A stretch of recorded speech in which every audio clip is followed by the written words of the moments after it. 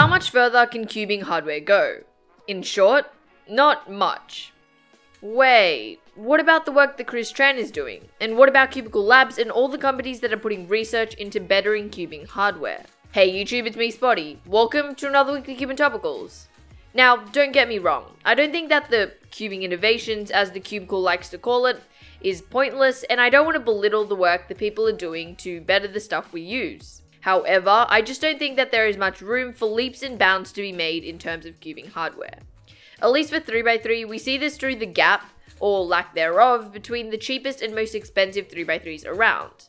Now, the gap is there, and you will often see differences between puzzles according to their price. Otherwise, why would we opt for the more premium puzzles? Things like minor catching and a less solid or substantial feel may be present on cheaper puzzles, but not on the $30, $40 ones. However, the differences are not as evident as they once were, and on either end of the spectrum, you'll still be able to get good times and a pretty enjoyable experience. So let's look at some more recent innovations. The one that'll probably come to your mind first is magnets.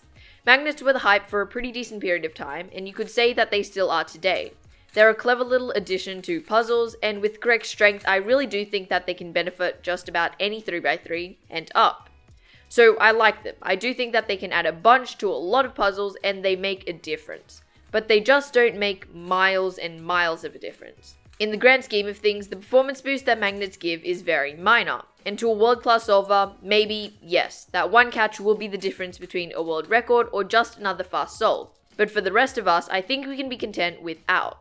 Like, compared to torpedoes or even squared off corners, I think the benefits magnets give are much smaller in comparison.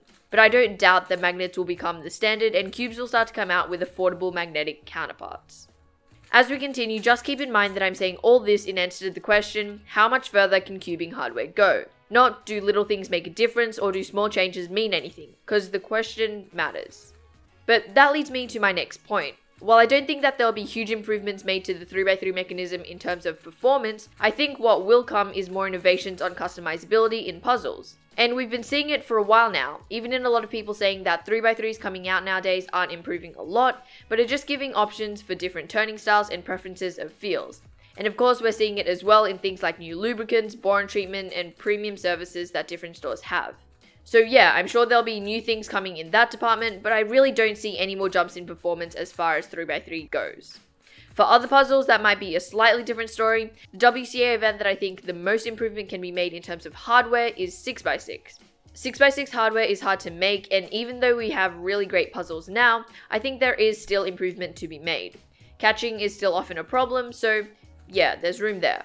But either way, cubing hardware has come a long way, and I think it's great to see that people are looking into ways to improve it. I really like the idea of more customizability, and hey, I might be completely wrong about the cubing hardware aspect too. We'll just have to see. But that's just my opinion. Let me know what you think in the comment section below. Other than that though, thank you guys for watching, and I'll catch you all in the next one.